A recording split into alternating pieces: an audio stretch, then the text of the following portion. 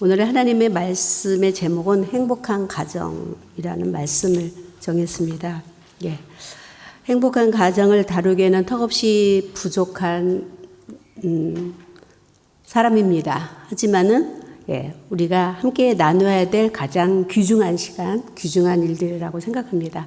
어떤 이비인후과 의사가 교회를 아주 열심히 다니는 그런 의사 선생님이었어요. 근데 보통 이비인후과에는 그 성대를 많이 사용하는 목사님들이 많이 오신다고 합니다. 그래서 수없이 목사님들 성대를 관리해주고 이렇게 이제 주장하는데 어느 날 두 분의 목사님이 나란히 들어오신 거예요.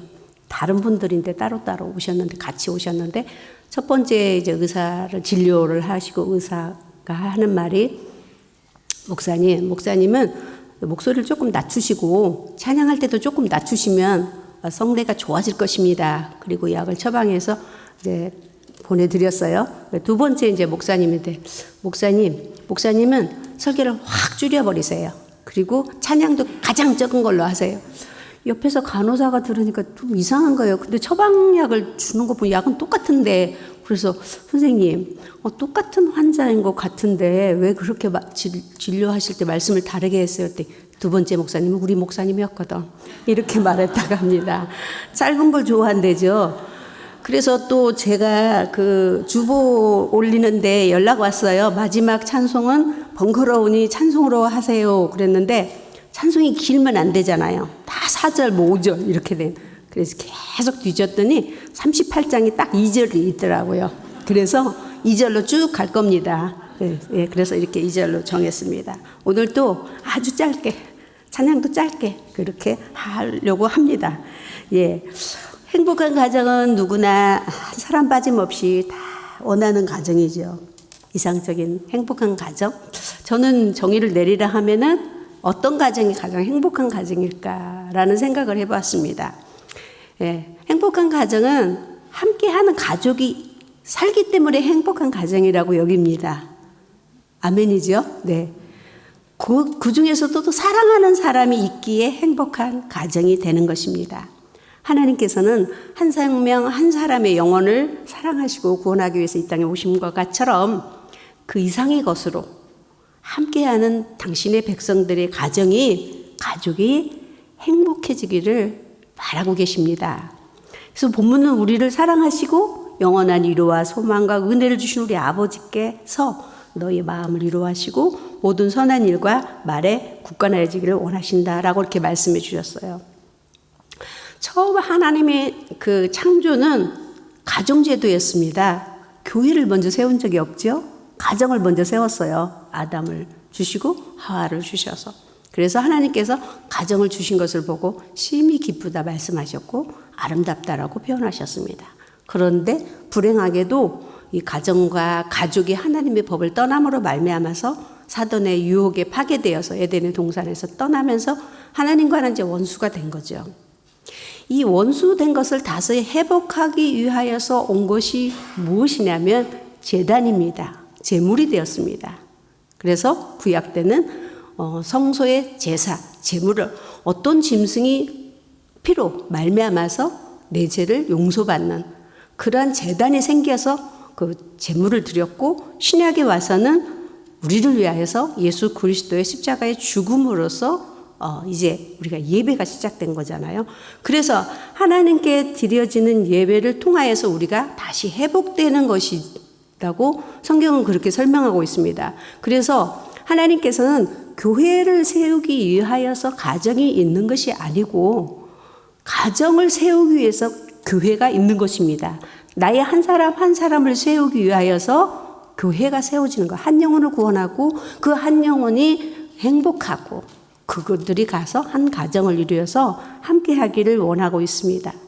그래서 우리의 초소는 성전이자 예배의 초소가 되어서 교회와 가정은 분리할래야 분리할 수 없는 하나가 되었습니다. 또한 믿는 자의 행복이 된 거죠. 행복의 목적이 된 거죠. 우리 교회의 가정, 교회와 가정은 우리의 최고의 안식처입니다. 그렇죠. 할렐루야. 교회와 가정은 정말 최고의 안식처요. 숨 쉬는 곳이에요. 그리고 내가 생명이 있는 곳이고 인류 최고의 선물이며 하나님께서 세우신 가장 신선한 뜻이 있는 곳입니다. 그래서 가정 세우신 제도의 목적은 하나님께 영광을 돌리고 그 가족이 구원을 얻게 하기 위함입니다. 그래서 하나님과 가까워지기 위해서 우리 한 사람과 가족과 가정이 가까워지기 위해서 구약에 성소가 있었고 제물이 죽어야 했었고 지금 신약에 와서는 예수 그리스도가 죽음으로 말미암아서 우리가 예배자가 신령한 예배자가 된 것입니다. 우리 사도행전 16장 31절을 우리가 함께 읽어보겠습니다. 이르되 주 예수를 믿으라 그리하면 너와 내 집이 구원을 받으리라 하고, 우리 교회는 유별나게 성경을 참 많이 읽습니다. 덕분에 성경이 한국에서 들어온 일로 말미암아서. 그런데 우리가 이제 성경 좀 읽어야지, 구약은 또 너무 길고 좀 어려우니까 신약을 좀 읽어볼까 하고 딱 열자마자 낳고로 시작을 하니까 거기서부터 질려가지고 성경 읽기가 이제 어디 중간에 읽지 않으면 꺼림칙하고 이래서 우리가 성경 읽는 거를 좀 포기할 때가 참 많은데, 거기에는 신앙의 가문, 우리 가족의 가문들이 기록되어 있습니다. 그래서 믿음의 자손 번성과 더불어서 하나님의 가문이 쫙 기록되어 있잖아요. 믿음의 가정들 기록한 거예요. 믿음의 사람들의 기록입니다. 거기에 우리 또한 그 가문에 지금 기록된 존재가 되는 거죠. 그래서 하나님께서는 우리 한 사람을 구원하고 한 사람이 행복하고 한 사람이 있는 그 가정이 건강하기를 바라고 계십니다. 그래서 행복한 가정 첫째의 조건은 어떤 가정인가? 성서적인 중심을 보아서 복음이 있는 가정이 행복한 가정입니다. 복음은 곧 사랑이요, 복음은 곧 희생입니다. 희생과 사랑이 있는 가정이야말로 복음의 가정이 되는 거죠. 그리스도를 통하여서 그리스도께서 우리를 사랑하셨기 때문에 희생하셨고 희생하심이 우리를 사랑하신 것입니다. 그래서 복음 있는 가정을 하나님이 원하시는 이상적인 가정이라고 말씀해 줘요. 그런데 때때로 저도 이제 70년 동안 살면서 50년을 이제 가정 생활을 해왔잖아요. 가족 생활을 해왔다 보면은 이제 우리가 남는 것이 40년, 50년에 남는 게 뭐냐면 식모살이. 희생만 하면은 식모살이 머슴살이에요. 식모는 보상심리만 커지는 겁니다. 내가 이럴 줄 알아. 이거 보상을 받아야 될 텐데. 근데 모슴살이 한 사람은 괘씸하게 짝 없는 거예요. 자식도 괘씸하고 모든 가족이 괘씸한 거죠. 내가 50년 내내를 수고하고 애쓰고 희생했는데 라고 할 때가 너무나 많죠. 하지만 하나님께서는 오늘 그 희생에 사랑이 조금 양념을 좀 뿌려주면은 이 저울이 이렇게 기울어지지 않을 텐데, 그죠? 이렇게 저울에 올려보면은 보편적으로 희생이 많고 사랑이 적겠죠? 그러니까 뭐 보상심리도 생기고 괘씸하는 마음도 생기겠죠. 그러다 보면 저울이 그냥 한쪽으로 확 올라가고 내려가다 보니까 균등을 이루지 못하여서 불만하고 불평하게 되는 겁니다. 희생이 많은 사람에게는 뭐 공주가 있겠고 왕자가 있겠죠. 제가 한국에서 목회할 때 처음 들은 성도인데 이제 부인은 열심히 처녀 때부터 믿었고 그 남편은 이제 저희 교회에 와서 같이 믿게 됐는데 아기를 하나 낳았어요.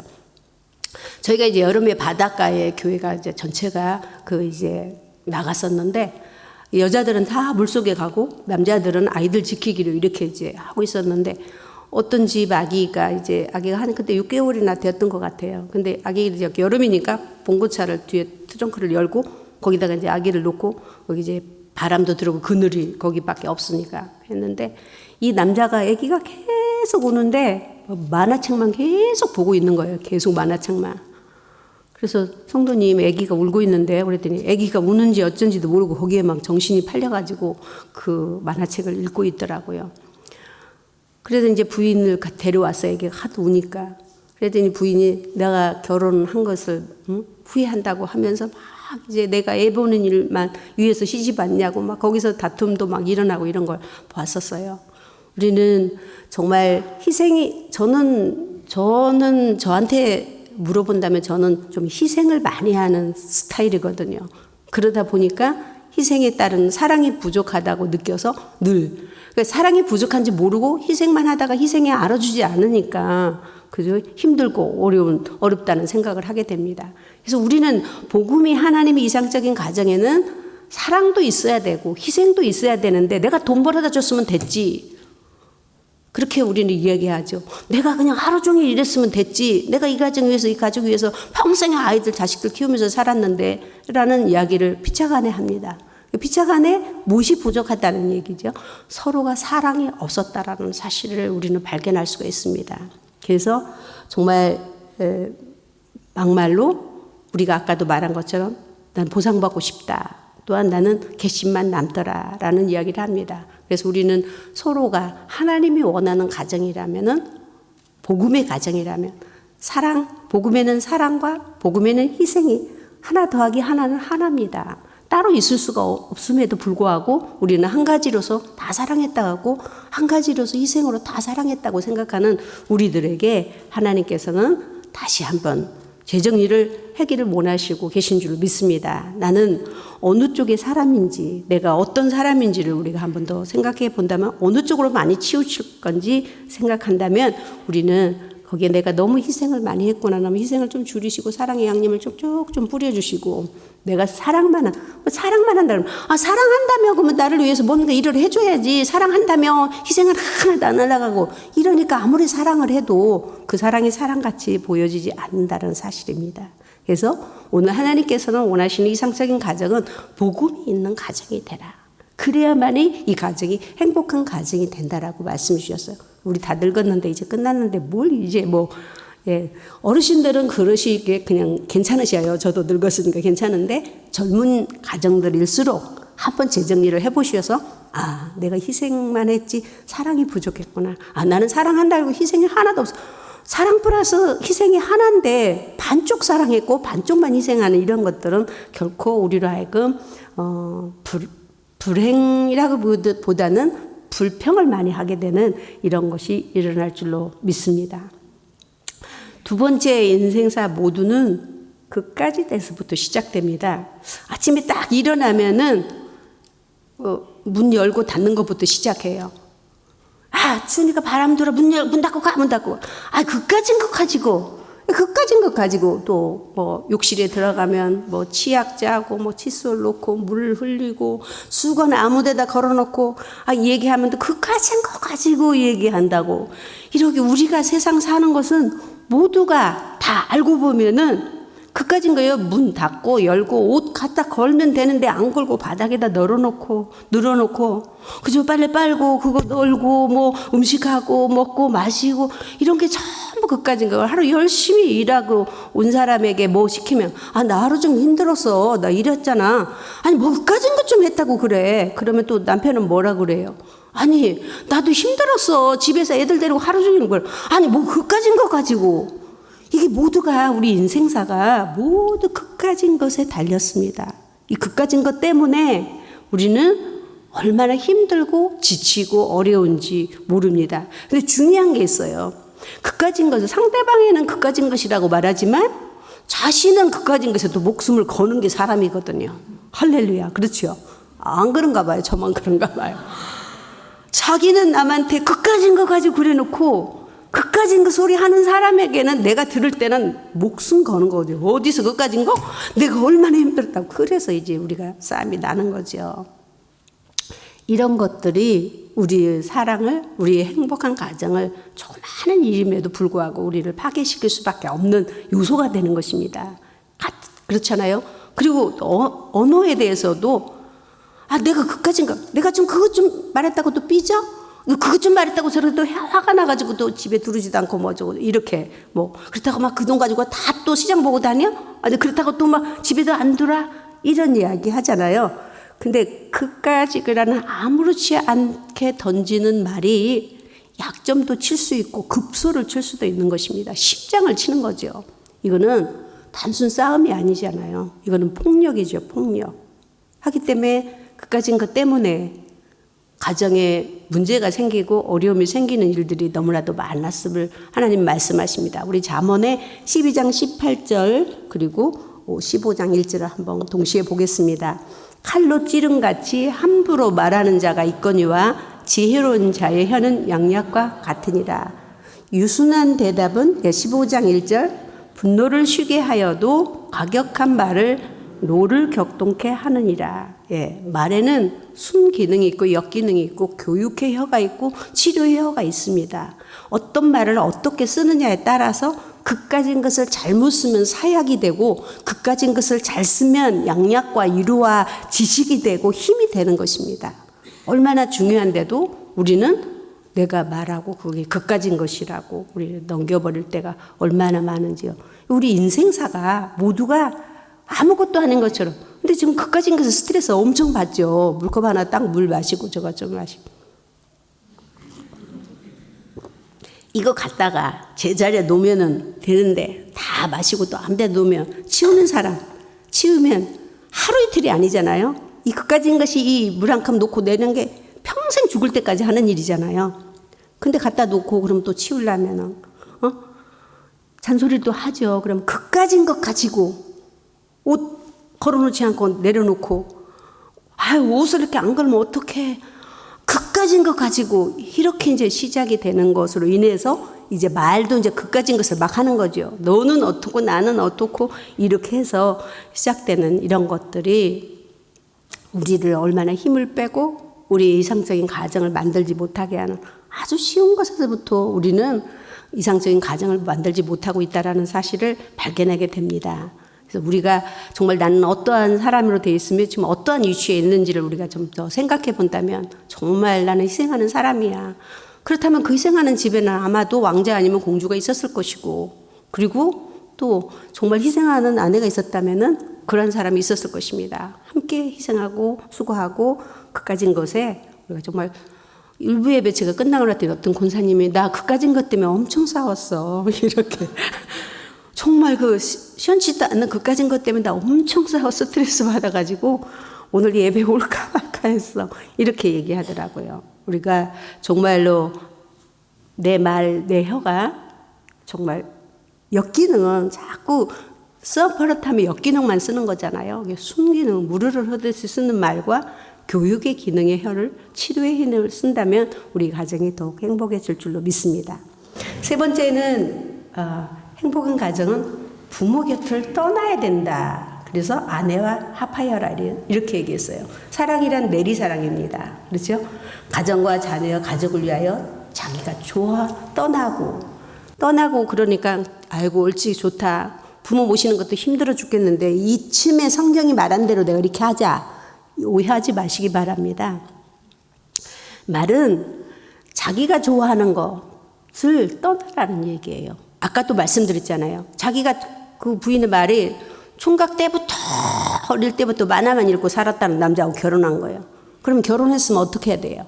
만화에서 떠나야죠. 할렐루야. 지금 뭐 보고 있어요? 스마트폰만 하루 종일 보는 거지요. 그렇죠? 자기 좋아하는 거. 어떤 여자는 자기 동창생들하고 고등학교 내내 다니면서 밖에 나가서 애박을 했어요. 여자 친구들, 자기 친구들하고. 결혼 딱 했는데 3일은 집에서 남편하고 자고 4일은 밖에서 자는 거예요. 그 남편이 그것 때문에 맨날 이제 이혼하자, 나가자고. 자기는 옛날부터 그렇게 살았다는 얘기예요. 이제 어떻게 해야 된다고요? 떠나야죠. 누구하고 연합해야 돼요? 이것만 들여다보고 있을 거예요? 나가서 자고 올 거예요? 내가 좋아하는 것에서 떠나서 내 가족과 내 아내와 내 남편과 연합해야만이 행복한 가정이 된다는 사실입니다. 지금은 다 너는 너고 나는 나니까 나 좋은 거 너 좋은 것이 아닌 이런 가정을 하나님은 원하지 않습니다. 에베소서 5장 31절을 한번 보시겠습니다. 그러므로 사람이 부모를 떠나 그의 아내와 합하여 그들이 한 육체가 될지니. 그러니까 육체만 합하라는 게 아니라 함께 하나가 되어야 그 가정이 행복하고 가족이 행복하라는 얘기입니다. 그래서 하나님이 원하시는 대로. 그래서 우리가 부모를 떠나라 그러니까 또 정말 이단이 나왔네. 김할 목사는 이제 부모님 다 버리고 떠나라고 그렇게 말하더라. 이거 오해하지 마세요. 출애굽기 20장 12절에 성경이 말씀하신 거 제가 같이 우리 읽겠습니다. 내 부모를 공경하라. 그리하면 내 하나님 여호와가 내게 준 땅에서 내 생명이 기리라. 이게 부모는 사랑의 대상은 아니에요. 사랑은 내리사랑이죠. 내가 부모한테 사랑받은 만큼 내가 내 가정을 사랑할 수 있고 내 자녀를 사랑할 수 있을 만큼. 그래서 부모에게 보답은 내가 내 가정을 사랑하고 내 남편을 사랑하고 내 아내를 사랑하는 것이 내가 부모에게 보답하는 겁니다. 그런데 우리가 부모를 사랑한다 그러면 불갑을 아내하고 남편하고는 연합이 될 수가 없겠죠. 우리 가족과는 연합이 될 수 없는 것입니다. 그래서 하나님은 오늘 부모에게 헤아리리라 늘 말씀드리지만 공경은 헤아리는 것이라 그러죠. 어떤 걸 부모가 원하고 어떤 걸 좋아하는지 헤아리는 것이 공경이라고 말씀했습니다. 그래서 부모를 잘 헤아려 주는 것이 가장 행복하고 그게 부모에게 효도하는 것이지 자기 가정 버리고 자기 가정 등하시하고 부모만 사랑하고 섬기라는 것이 아니고 부모를 떠나라고 분명히 성경은 그렇게 말씀해 주고 계십니다. 결론적으로 가정은 이제 혼자 올라가는 것도 아니고 명예 출세만 위해서 혼자 막 올라가는 이런 가정 또 혼자 열심히 뛰어갑니다. 그러니 가족은 올라가지도 못하고 혼자 공중 타고 있는데 아이들이나 가족은 공중 못하는 것이요. 혼자 막 뛰어가니 가족들이 같이 뛰어가다가 다 헐떡 지쳐가지고 뒤떨어지는 것입니다. 오직 가정이란 함께 걸어가야 행복한 것입니다. 그래서 우리 결혼식 할 때 두를 때는 따로따로 두르잖아요. 나갈 때는 다 그 곡에 맞춰서 거기에 한 발짝 한 발짝 같이 걸어 나가는 것은 함께 걸으라고 결혼식장 때부터 벌써 이미 서약했는데도 불구하고 우리가 그리 하지 못한다면 결국 그 가정은 우리가 행복한 가정이라고 볼 수가 없겠지요. 신앙은 물고기가 물을 차고 오르듯이 올라가는 겁니다. 인생이 사람이 어떤 것에 대해서 가치관을 모르게 된다면 신앙에 대한 가치관, 삶에 대해 사회생활에 대한 가치관, 내 가정에 대한 가치관을 뒤죽박죽해서 쓰는 거예요. 가정에 들어가서 올라가자. 그러면은 우리 가족들은 얼마나 힘들고 어렵겠어요. 근데 신앙의 가치관은 오르라고 그랬어요. 물고기가 물을 팍팍 차고 올라가듯이 막 차고 올라가는 게 우리 신앙의 가치관이죠. 또 사회생활은 느릿느릿 게을러가면 성공 못합니다. 사회생활은 경쟁을 해야 되기 때문에 열심히 뛰는 자의 것이죠. 열심히 뛸 때 근데 집에 와서 자기 혼자 뛴답시고 자기만 막 나가면 가족은 어떻게 되는 겁니까? 그건 함께 연합해 사는 게 아니잖아요. 부모를 떠난 것이 아니고 자기를 위한 삶밖에 되지 않기 때문에 그건 행복할 수가 없습니다. 가정생활은 모두 함께 천천히 가족이 지치지 않게 걸으면서 기다려주는 함께 가는 그런 이상적인 가정이 하나님이 주시는 가장 행복한 가정이라고 말씀하고 계십니다. 하나님께서는 가정을 통해서 행복을 배우게 하십니다. 근데 사실은 고아원에서 한 16가지 자란 아이가 나왔는데 행복이 뭔지, 가정을 통해서 사랑도 배우는데 사랑이 뭔지를 모르더라고요. 겪질 않았기 때문에. 가족이라는 가족 생활을 안 해봤기 때문에. 그래서 우리는 가정을 통해서 하나님이 우리에게 주신 건 가정을 통해서 행복도 배우고 가정을 통해서 사랑도 배우고 가정을 통해서 순종과 존경도 배우는 거지 갑자기 나와가지고 내가 존경이 뭔지 순종이 뭔지 모르는 거잖아요. 그때부터 우리는 가족을 통해서 가정을 통해서 배우는 것이라고 여깁니다. 이러한 이상적인 가정의 행복이 교회를 행복하게 만드는 것입니다. 할렐루야. 하나님 분명 제가 말씀했다고 그랬죠. 먼저 교회의 제도를 세운 것이 아니라고. 가정 제도를 먼저 세웠기 때문에 우리 가정이 행복해야 우리 교회가 행복해집니다. 할렐루야. 우리 가정이 이상적인 가정이 되어야 교회가 이상적인 가정이 되고 우리 가정이 건강하면 우리 교회가 건강하여 질 줄로 믿습니다. 그래서 이제 저희 교회가 행복하고 저희 교회가 편안하고 안정이 되기 위해서는 우리 모두가 우리 각 가정에서 전자에 말씀드린 것처럼 복음의 가정 만드시고 그까진 것에 좀 한번 많이 생각하시고 기여하시고 그냥 그까진 것이라고 막 말씀하지 마시고 잘 차근차근 생각해 보면서 자신을 지적해 보면은 많은 발전이 있을 거라고 생각하고 마지막은 혼자 뛰지 아니하고 연합하여서 함께 뛰는 놀라운 은혜가 여러분의 가정에 있고 예수님 모시고 많이 내려놓으시고 행복한 가정 되시기를 예수님 축원합니다. 기도하겠습니다.